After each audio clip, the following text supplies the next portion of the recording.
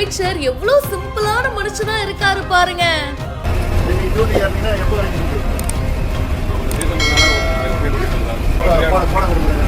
அரசு பேருந்தில் பயணம் செய்த அமைச்சர்.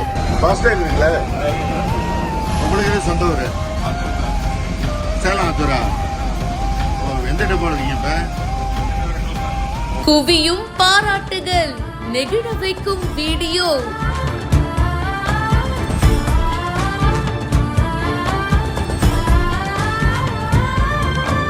அரசு பேருந்துல அமைச்சர் எஸ் சிவசங்கர் அவர்கள் ஊர் திரும்பி இருக்காரு.